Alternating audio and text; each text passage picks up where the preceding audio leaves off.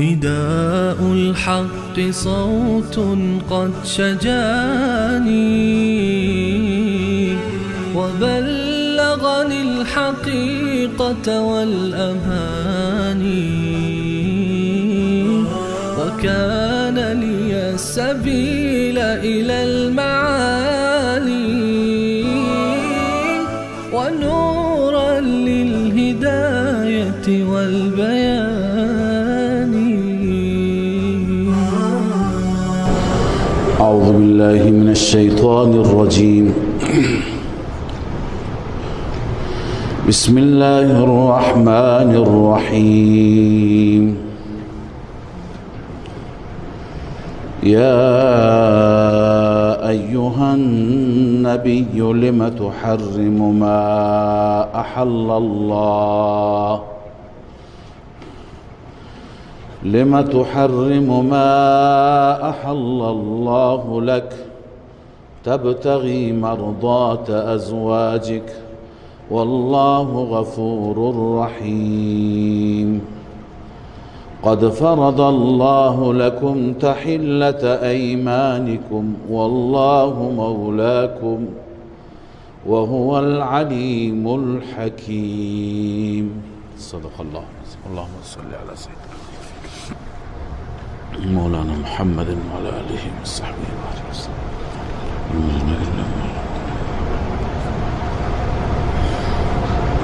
سوره مبارکه تحریم هست. در 8 سوره گذشته 2 موضوع بیان شد: انفاق و جهاد. در 4 سوره اول موضوع انفاق بود و در 4 سوره آخر موضوع جهاد بود. حال سوره تحریم بعد از این 8 سوره شامل هر 2 موضوع هست. هم در این بیان انفاق است و هم در این سوره بیان جهاد است. اما ابتدای سوره اشاره دارد، خطابی هست برای رسول الله صلی الله علیه وسلم و اشاره دارد به واقعی و جریانی که در زمان رسول اکرم صلی الله علیه وسلم اتفاق افتاد و اون موضوع تحریم بود. آن حضرت صلی الله علیه وسلم بر خودشون عسل را و شربت عسل را حرام کردند. گفتن از این به بعد نمیخورم و بر من حرام است. خدای عزوجل خطاب فرمودند و تذکر دادند پیامبر خودش را که چرا اون چه که خدا حلال قرار داده اون را حرام میکند. از اینجا ما استنباط میکنیم و استدلال میگیریم که در مسائل شرعی حتی پیامبران نمیتوانند از جانب خودشون چیزی را حلال بکنند و چیزی را حرام قرار بدهند. حرام همونه که خدا حرام قرار داده و حلال همان است که خدا حلال قرار بده. پیامبران فقط اعلام میکنند حرمت را و حلت را از الله عزوجل از طریق وحی میگیرند، با خبر میشوند و بعد اعلام میکنند. بنابراین اینجا آن حضرت صلی الله علیه و سلم مورد تذکر قرار گرفته شدند. یا ایها النبی لما تحرم ما احل الله. ای نبی چرا شما حرام قرار میدید چیزی را که خدا حلال قرار داده؟ اصل داستان و اصل شأن نزول به اینجا برمیگردد که رسول الله صلی الله علیه و سلم بعد از ظهرها سر میزدن، سرپایی، پیش همه ازواج مطهرات، پیش همه مادران مؤمن و خانه زینب که می رسیدند، خانه زینب بنت جحش که یکی از همسران رسول الله صلی الله علیه وسلم بود، اونجا تا دیر می ماندند، به دلیل اینکه زینب از جای برش عسل آورده بودند و برای آن حضرت صلی الله علیه وسلم شربت عسل درست می کرد و رسول الله صلی الله علیه وسلم با عسل محبت داشتند، عسل را دوست داشتند. بعضی از همسران که این بعض در تعیین اینها هم اختلاف تو روایت ها آمده، ولی بیشتر تفسیرها میگند این دو تا همسر پیغمبر که این نقش را بازی کردن، یکی ام المؤمنین عایشه بود و یکی ام المؤمنین حفصه.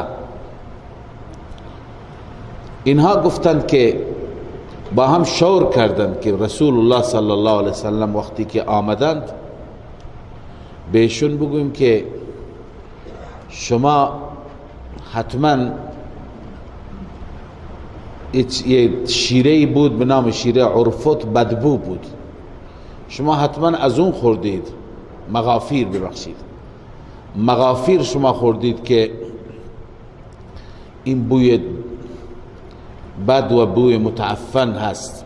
چون آن حضرت صلی الله علیه وسلم خیلی از بوی بد تنفر داشتند. آن حضرت همیشه تاکید میکردند به مقتدیان، به نمازگزاران که مسجد که میایید شما چیزی را که بویش با شما بماند در خانه مصرف نکنید، مثل سیر و پیاز. و آن حضرت روز 5 بار مسواک نمیزدند. مسواکی که آن حضرت میزدند و دقتی که روی نظافت داشتند و روی دندانها داشتند بیش از حساب بود. به وقت آن حضرت صلی الله علیه وسلم به وقت وضو میزدند، به وقت نماز هم مسواک استفاده میکردند، به وقت غذا بعد از غذا استفاده میکردند، از خواب بیدار میشدند استفاده میکردند، تازه میخواستند بخوابند استفاده میکردند. هر وقت دهانش بود و مسواک، حتی که در آخر حیات هم آن حضرت صلی الله علیه وسلم اشاره میکردند برای مسواک، خیلی به مسواک علاقه داشتند و عادت هم داشتند. لذا از بوی بد اصلا خوششون نمی آمد. لذا وقتی که اینو گفتند، اینا با هم مشوره کردند، گفت قطعا دیگه بعد از اون عسل نمیخورد و نقشه موفق میشه. لذا ابتدا پیش عایشه رضی الله تعالی عنها آمد یا حفصه، اینم اختلاف است. پیش عایشه رضی الله تعالی عنها آمد، ایشون گفتن که یا رسول الله شما مغافیر خوردید؟ گفت نه. چه بویی هست؟ گفتن که من عسل خوردم، عسل نوشیدم خونه زینب. گفت حتما زنبورش رفته از شیره عرفت خورده. عرفت یک هم بوته بود، از اون خورده که اینطور بوی میده این عسل. بعد از اون خانه حفصه که رفتند عیناً همین حرف را زد. با هم مشوره کرده بودند. آن حضرت هم عالم الغیب نبودند، خبر نداشتند که این نقشه‌ای هست، توطئه‌ای هست. لذا اونجا بر خود عسل را حرام قرار دادند و گفتند که به حفصه گفت ولن اعود شربت عسلا عند زینب بنت جحش ولن اعود، من عسل خوردم پیش زینب، اما از این به بعد هرگز نمیرم برای عسل. و در روایت دیگه است و قد حلفتو، من سوگند خوردم که دیگه نخورم. فلا تخبری بذلك احد، به حفصه گفت که کسی را نگی، به کسی نگی. به کسی چی نگی؟ که من چنین سوگندی خوردم و من بر خود حرام کردم. لذا اینها موفق شدند، خوشحال شدند که نقشه جواب داد، عملی شد. فوراً حفصه به عایشه رضی الله عنها گفت که پیغمبر خدا صلی الله علیه وسلم سوگند خورده که دیگه نخورد. الله عزوجل پیغمبر خودش را آگاه فرمود. اولا تذکر داد چرا حلال خدا را حرام میکنی،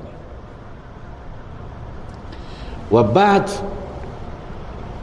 الله عزوجل فرمود اون چیزی که به صورت خصوصی به یکی از ازواج گفته ببین که به کسی نگی.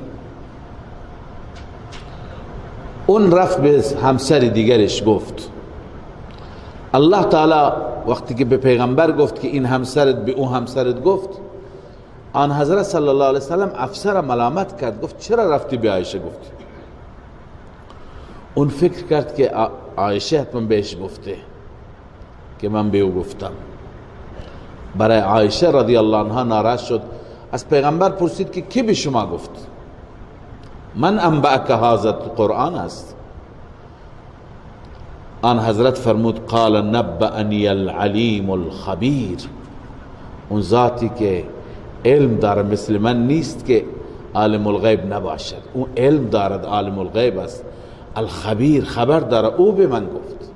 اینجا همسران پیغمبر متوجه شدند که الله عزوجل کل ماجرا را به پیغمبرش گفته و الله از این حرکت ناراضی شده، توبه کردند. لذا این جریان هست در سوره مبارکه تحریم. تحریم هم به همین خاطر میگن که پیغمبر تحریم کرد بر خود عسل را.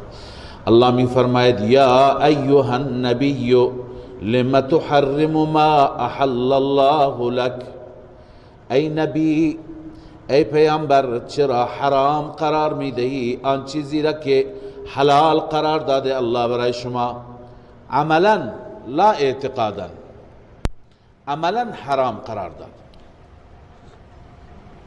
تبتغی مرضات ازواجک، سبب تحریم، می طلبی رضایت همسرانت را.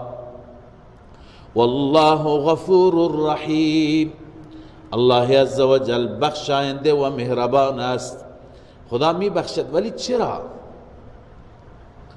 چرا حرام قرار دادی؟ الان لازمه، فرض و واجبه که قسمت را به پایان برسان، به اصطلاح ما قسم را بشکن، باز کن و بخور. قد فرض الله لكم تحلة ایمانکم، همانا لازم قرار داده الله برای شما باز کردن قسم را. قسم را باز کن، کفاره بده. والله مولاکم، خداوند مولای شماست، یعنی حامی و کارساز شماست. مولاکم این ولیکم و ناصرکم، ناصر شماست به ازالت الخطر فيما تحرمون على انفسکم. این که شما بر خود چیزی حرام بکنید، خداوند عزوجل حامی شماست، چیزی نمیشه شما را.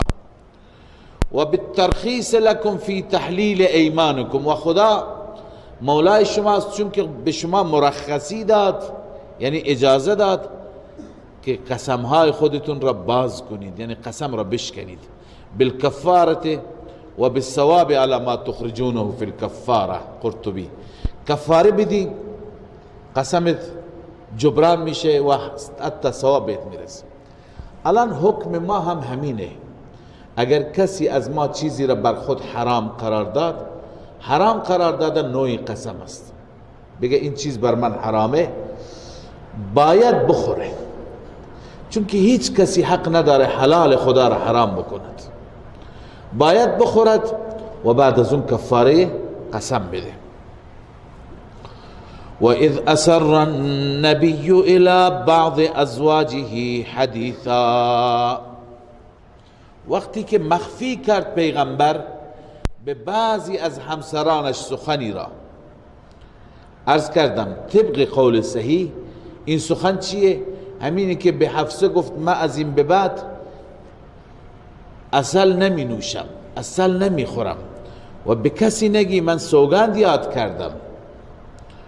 فلما نبأت به، وقتی که اون همسر خبر داد به آن خبر، اون حرف را گفت به هووی خودش. و اظهره الله علیه، و آن را خدا ظاهر کرد بر پیغمبر خودش. خداوند هر چی که حفصه به عایشه گفته بود همه را به رسول الله گفت. رسول الله صلی الله علیه وسلم حفصه را زیاد ملامت نکرد، فقط همون جمله را گفت. قرآن میگه عرف بعضه و اعرض عن بعض، بعضی را برایش معلوم کرد، بعضی دیگه پیغمبر ازش اعراض کرد. یعنی زیاد نخواست خجالتش بده، زیاد نخواست شرمندهش بکنه.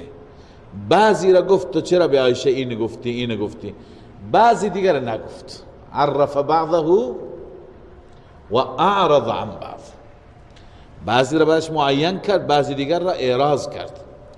خب زمانی که پیغمبر این گفت فلما نبأها به قالت من انبأك هذا، وقتی که به او خبر داد به این خبر، اون گفت من انبأك هذا، چه کسی تو را خبر داده؟ حتما عایشه بهت گفته. رسول الله گفت قال نبأنی العلیم الخبیر، به من خبر داده آن ذاتی که علیم و خبیر است، هر چیز را میداند و هر چیز را خبر دارد. او به من خبر داده، کجا عایشه خبر داده؟ لذا الله عزوجل ترغیب میده این دوتا را به توبه. ان تتوبا الى الله فقد صغت قلوبكما، این شرطیه هست. خدا میفرماید اگر شما توبه کنید، به سوی الله رجوع کنید، فقد صغت قلوبكما جزاش نیست، جزا مقدره. علت جزا فقط صغت هست و قائم مقام جزاست. الان جزا چیه؟ مفسرین جزاهای مختلف مقدر کردن. بعضی گفته ان تتوبا الی الله کان خیر لکما، اگر شما هر دو توبه بکنید بهتره برای شما. بعضی گفته ان تتوبا الی الله تقبل منکما، اگر توبه بکنید این توبه از شما قبول میشه. بعضی گفته ان تتوبا الی الله یمحو اثمکما، شما اگر توبه بکنی خدا گناهان شما را محو میکنن، نابود میکنن.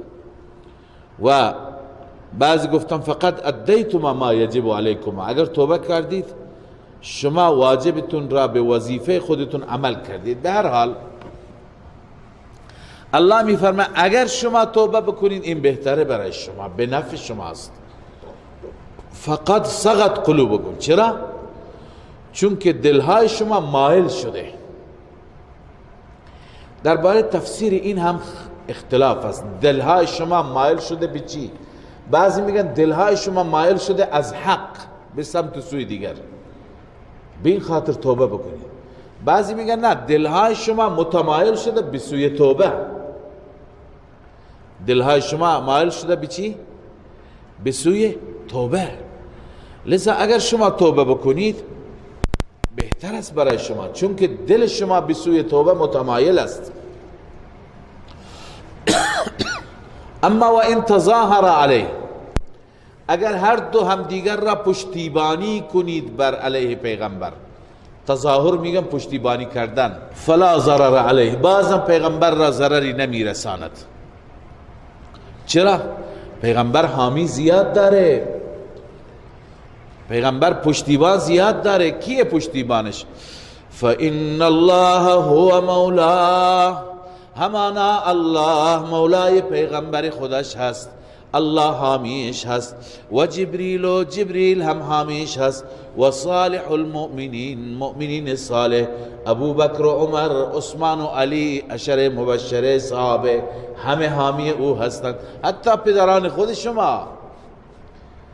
شما بس بهتر به نفع شما هست که چی؟ توبه بکنید. والملائکه بعد ذلك ظهیر، بعد از این یعنی غیر از اینها ملائکه هم پشتیبانند.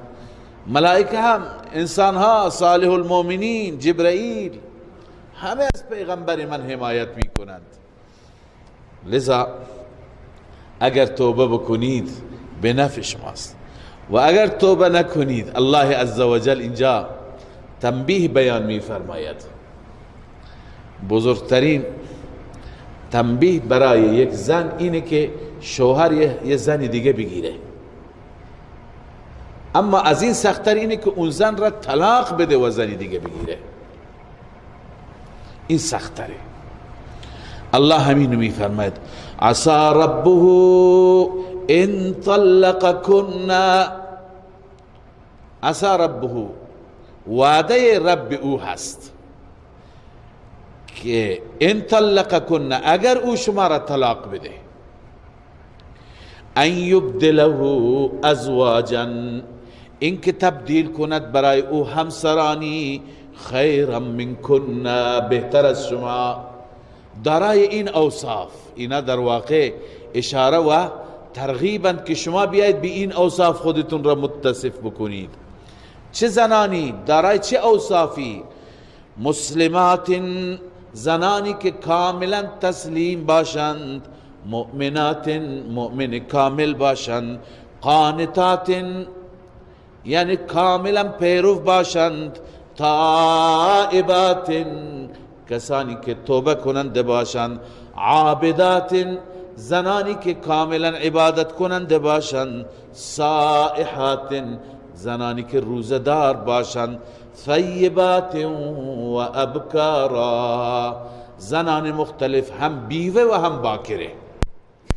الله برای اون بهتر از شما را انتخاب میکند اگر شما را طلاق بده. اما ببین این وعده خداست. این چیزی از این آیات ما میگیریم و استنباط میکنیم، چیز ظریف و جالبی هست. اون اینه که قطعا اگر زنانی بهتر از زنان رسول الله بود خداوند برای پیغمبرش انتخاب میکرد. خداوند همیشه برای پیغمبرش بهترین ها را انتخاب میکند. پس الله میفرماید بهتر از شما.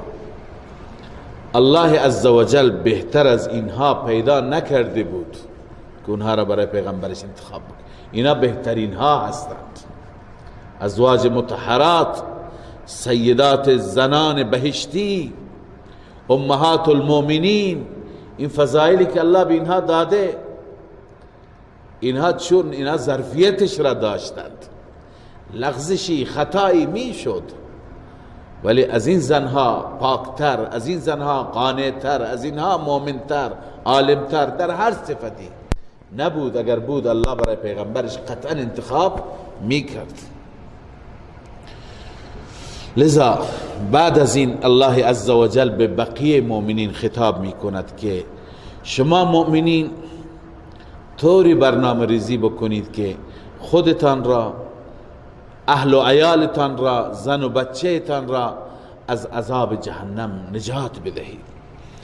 الله می فرماید یا ایها الذین آمنوا قوا انفسکم و اهلیکم نارا، ای کسانی که ایمان آوردید، ای مؤمنان، قوا انفسکم شما حفاظت کنید خودتان را، و اهلیکم و اهل و عیالتان را، نارا از آتش جهنم، اون آتش جهنمی که وقودها الناس والحجاره، اخگرهای آن، اخگرهای روشن و زغالهای روشن آن انسانها و سنگها هستند.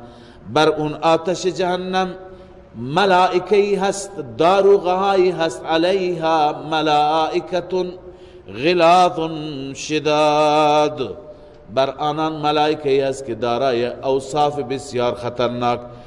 غلاظ یعنی بسیار بدخو، خیلی بدخواند، تندخو هستند. شداد بسیار سخت، بسیار تندخو و تندمزاج و سختند. لا یعصون الله، وصف سومشون اونها خدا را نافرمانی نمی کنند در آنچه که اونها را امر کند. و یفعلون ما یؤمرون، آنچه که از سوی الله عزوجل امر می شوند انجام میده. اونها کاملا دستورات پروردگار تو را انجام میدن. لذا از این جهنم خودتون را برهانید، زن و فرزندتون را برهانید. و بعد الله عزوجل تصویری از تصویرهای اون روز را ذکر می فرماید. کفار اونجا شرایط خوبی ندارند. الله به کفار چی میگه؟ یا ایها الذین کفروا، ای کسانی که در دنیا کفر کردید، لا تعتذر اليوم، امروز عذر خواهی نکنید، امروز عذر و بهانه نیاورید. انما تجزون ما کنتم تعملون، جز این نیست که شما پاداش داده میشوید آنچه که عمل میکنید. یعنی این پاداش اعمالتون هست که شما امروز عذاب جهنم را میبینید. پس عذرخواهی نکنید و عذابتون را تحمل کنید. خب بشارت اخروی هست برای تائبین صادقین. خداوند عزوجل به مؤمنین گفت که شما خودتون را هم از عذاب جهنم برهانید، زن و بچهتون را. و یکی از صورتهای رهایی از عذاب توبه هست. توبه از تمام کرده های گذشته و پشیمانی. اما چه توبه ای؟ توبه نصوح. خداوند اینجا ترغیب میده به توبه نصوح. یا ایها الذین آمنوا توبوا الی الله توبة نصوحا، ای مؤمنین توبه کنید، رجوع کنید به سوی خدای عزوجل. توبه نصوح، توبه نصوح اونه که از اعماق قلب باشه، از ته دل باشد. توبه نصوح تعریفی برای خودش داره. این که بعضی میگن فردی بوده نامش نصوح بوده توبه کرده، این درست نیست.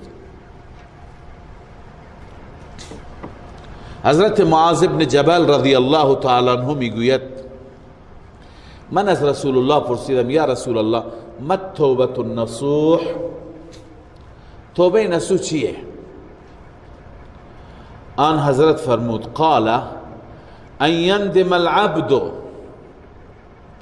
توبه نصوح اینه که انسان پشیمان بشه، بنده پشیمان بشه.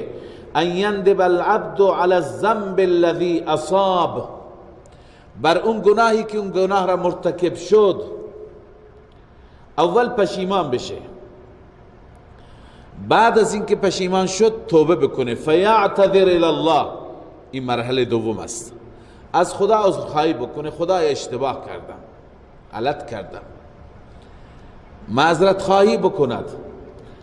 بعد از اینکه معذرت خواهی کرد ثم لا یعود الی، دوباره به سوی اون گناه نرود. کما لا یعود اللبن الی الزرع، چنانچه شیر دوباره یک بار که از پستان خارج شد دوباره داخل پستان نمی رود. این یک بار که از اون گناه خارج شد دیگه به سوی اون گناه نرود. این هست توبه نصوح. و روی تفسیر بما ذکر عن عبدالله بن مسعود، حسن، مجاهد، غیرهم، همه این بزرگان تابعین و صحابه همین تفسیر را برای توبه نصوح کردن. بس الله می فرماید یا ایها الذین آمنوا توبوا الی الله توبة نصوحا، ای مؤمنین توبه کنید به سوی الله توبه نصوح. عسى ربكم ان يكفر عنكم سیئاتكم، این وعده الهی هست و نتیجه توبه نصوح هست. عسى ربكم، وعده هست که رب شما ان يكفر عنكم سیئاتكم، این که کفاره بگرداند از شما سیئات شما را، به برکت توبه تمام گناهان شما اول پاک میشه. این دفع مضرت است، این نفع اولی هست. و دوم چیه؟ و یدخلکم جنات تجری من تحتها الانهار، و داخل بگرداند شما را در اون جناتی، در اون باغاتی که جاری است از زیر درختان اون نهرها. لذا از اون در اون جنات شما را داخل بگرداند و الله عزوجل کفاره سیئات برای شما بگرداند. یوم لا یخزی الله النبی والذین آمنوا معه، الله عزوجل حالت اون روز محشر را بیان فرموده. بسیار روز سختی است، روزی هست که لا یخزی الله النبی، خداوند پیغمبر خودش را در اون میدان دچار خزی و رسوایی نمیگرداند و همچنین مؤمنین را والذین آمنوا معه، اینها بدنام نمیشند، اینها رسوا نمیشوند، بلکه اینها نوری دارند اونجا. نورهم یسعى بین ایدیهم و بایمانهم. شما تحت نورهم بنویسید به دلیل انفاق فی سبیل الله، چون که در راه خدا خرج کردند، به دلیل انفاق فی سبیل الله نورشان دوان می رود جلویشان و راستشان. این نور در زمان پل صراط بیشتر هست و اینها دعا میکنند یقولون ربنا اتمم لنا نورنا، بار اله نور ما را کامل بگردان. به این معنی کامل بگردان که مثل منافقین در وسط راه خاموش نشه، تا آخر به کمال ما را برساند. واغفر لنا، دعای دوم، خدایا ما را ببخش، انک علی کل شیء قدیر، بدون شک تو بر هر چیز قادر و توانا هستی، بر بخشش، بر کفاره سیئات. به هر حال این نور به برکت چیه؟ انفاق در راه الله، خرج کردن در راه الله. این موضوع انفاق بود و حال موضوع جهاد، موضوع اصلی سوره. یا ایها النبی جاهد الكفار والمنافقین واغلظ علیهم، ای پیامبر من جهاد کن با کفار و با منافقین، واغلظ علیهم، سخت باش بر آنان.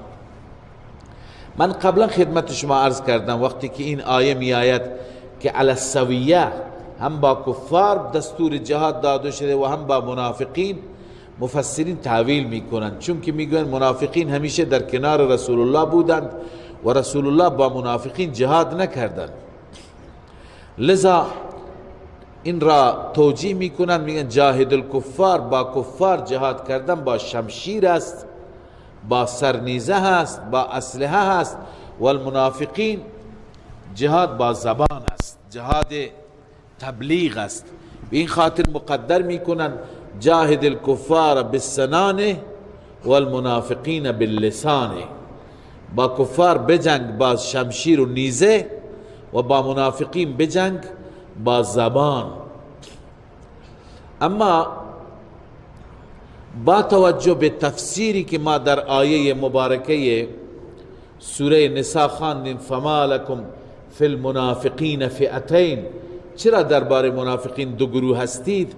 اونجا گفتیم که گروهی بود از منافقین که مدینه آمدند، به ظاهر مسلمان شدند، بعد رفتن پیش کفار، با اون کفار محارب، اون کفاری که پیغمبر خدا صلی الله علیه و سلم با اونها جنگ داشت، رفتن در پناه اون کفار و با اونها زندگی کردند. خداوند فرمود دیگه درباره این منافقین تردد نکنید، هر وقتی که با اون کفار جنگیدید با اینها هم بجنگید. پس اگر اون منافقین مراد باشد هیچ اشکالی نداره، آیه نیازی نیست که ما به سنان و به لسانش بکنیم، با اون منافقین هم مثل کفار باید جنگید. پس ما میگیم اگر جهاد با شمشیر مراد هست، مراد اون منافقینی هستند که اونها در مدینه نبودن، در معیت رسول الله نبودن. اونها با کی زندگی میکردن؟ با کفار زندگی میکردن. لذا الله می فرماید یا ایها النبی جاهد الكفار، ای نبی، ای پیغمبر من، شما با کفار جهاد کن، والمنافقین، و همچنین با منافقین جهاد کن، واغلظ علیهم، بر آنها تند باش، بر آنها سخت باش، و مأواهم جهنم، و جایگاهشان جهنم هست، و بئس المصیر، و بسیار جای رجوع بدی هست. حال الله عزوجل اینجا برای این که دار و مدار بر چی هست؟ بر ایمان و کفر است، این را اثبات بفرماید، دو تا مثال ذکر می فرماید. یعنی مدار نجات ایمان است و مدار عذاب کفر است. فرق نمی کنه کی باشی و کی نباشی. هر کسی باشی، وقتی که ایمان داشته باشی نجات میابی، ولو اینکه زن فرعون باشی. و اگر ایمان داشته نباشی به جهنم میری، ولو اینکه زن حضرت نوح باشی، حضرت لوط باشی. لذا الله می فرماید ضرب الله مثلا للذین كفروا امرأة نوح، بیان فرموده الله مثالی برای کسانی که کفر کردند، مثال اونها مثل امرأت نوح است، زن نوح است، و امرأت لوط، و زن لوط است. اینا دو تا زن بودند، همسرانشون پیامبر بودند، اما خودشون مشرک بودند، منافق بودند. اینها نجات پیدا نکردند، همسر و شوهر اینها را نجات ندادند. کانتا تحت عبدین من عبادنا صالحین، این دو تا زن تحت عبدین یعنی همسر دو تا از بندگان صالح ما بودند. فخانتاهما، اما اینها در عقیده شرکی خیانت کردن با اون دو تا پیامبر. ببینیم منظور از خیانت دینی هست. منظور از خیانت چیه؟ خیانت دینی هست، نه اینکه بگیم خیانت از نظر دامنی، به اصطلاح پاک دامنی. چون که زنان پیامبر هیچ وقت بی عفت نبودند و نخواهند بود. این مطلب را بیشتر در سوره یوسف انشاءالله عرض میکنیم، در بحث نکاح زلیخا و یوسف، که آیا اونجا نکاحی صورت گرفت یا نه. ولی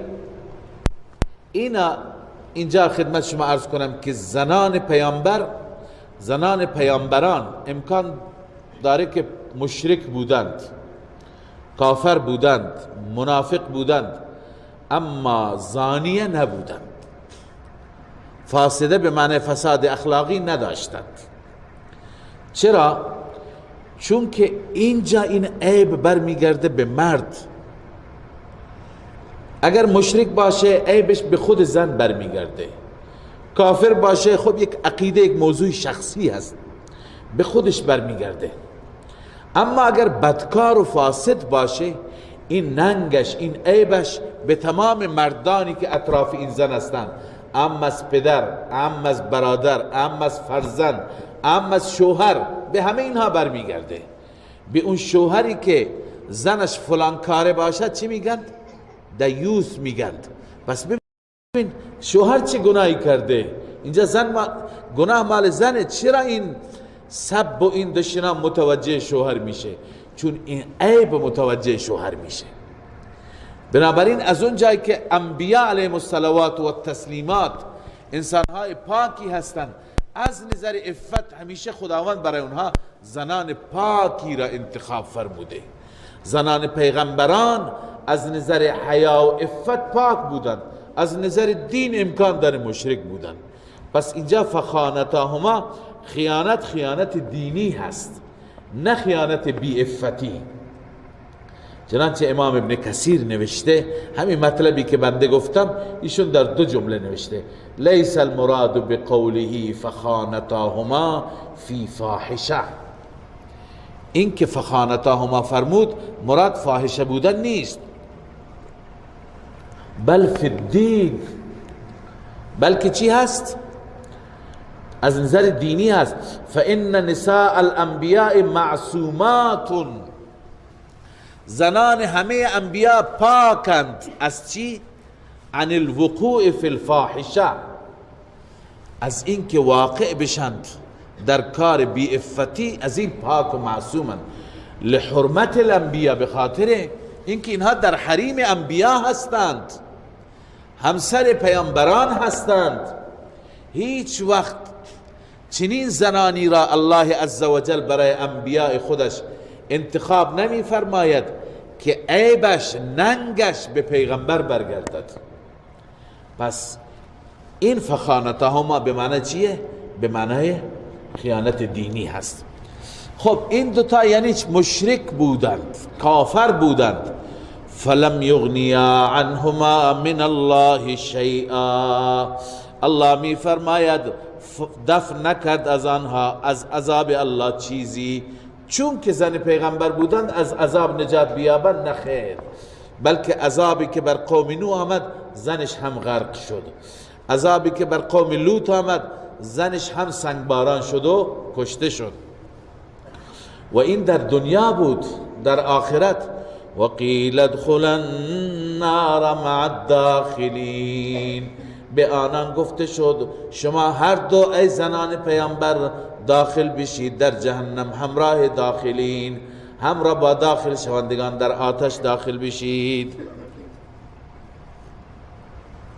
پس ببین مدار بر ایمان است نه بر نسب، و الا بر نسب بود پیغمبر با زنش را نجات میداد.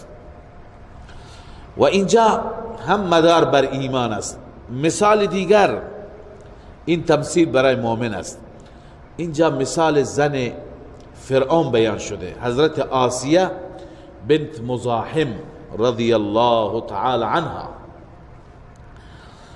الله می فرماید و ضرب الله مثلا للذین آمنوا، خداوند بیان می فرماید مثلی را برای مؤمنان که این مثل متعلق به چی هست؟ امرأت فرعون، زن فرعون، همسر فرعون. اذ قالت رب ابن لی عندك بیتا فی الجنه، زمانی که این زن فرعون گفت بار الها بنا کن برای من خانه نزد خودت در بهشت. زیر شکنجه بود، تازیانه میخورد، به میخا 4 دست و پایش بسته بود، اونجا دعا میکرد رب ابن لی عندك بیتا فی الجنه، بار الها بنا کن بساز برای من کاخی خانه نزد خودت در بهشت.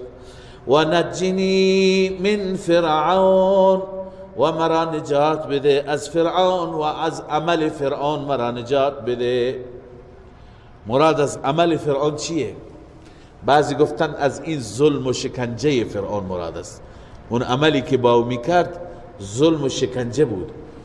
بعضی میگویند که این زن چون که از فرعون تنفر داشت، از همخوابی با او هم تنفر داشت، لذا گفت که خدایا مرا از عملش اشاره به جماع هست، اشاره به همخوابی هست، از اون هم مرا نجات بده، از این انسان ناپاک و نجس من نجات بیابم. و نجنی من القوم الظالمین، بار الها مرا نجات بده از این قوم ظالم که این گونه بر من ظلم و ستم میکنند. خب نتیجه را خدا نفرموده، ولی ببینید دعای کسی را که الله نقل میکند، الله باز نقلش میکنه تا قیامت خونده بشه. قطعا این دعا اشاره به این است که دعا اجابت شده، دعا پذیرفته شده. الله می فرماید و مریم ابنت عمران، زن چهارم زنی هست که مریم اسمش، دختر عمران است، اما این هم در پاکدامنی، در حیا، در عفت نمونه بود. و مریم ابنت عمران التي احسنت فرجها، اون مریمی که حفاظت کرد عفت خودش را، پاک دامن و با عفت بود. یهودی ها اون را پاک دامن نمی دانستند.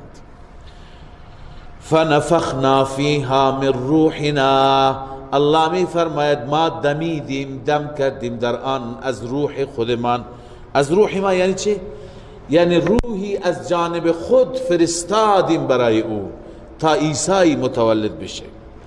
و این زن و صدقت بکلمات ربها، تصدیق کرد کلمات الهامی پروردگار را، یعنی توحید، و کتبه و کتابهای رب را، و کانت من القانتین، این زن از قانتین شد، از انسانهای فرمانبر و فرمانبردار شد. صدق الله مولانا العظیم.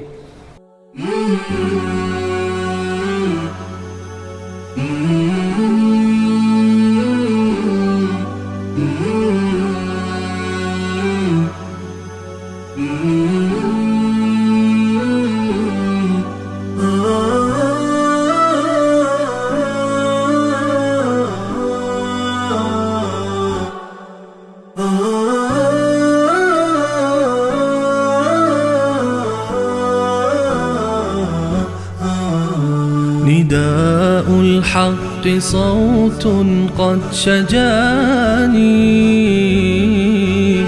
وبلغني الحقيقة والأماني، وكان لي السبيل إلى المعالي،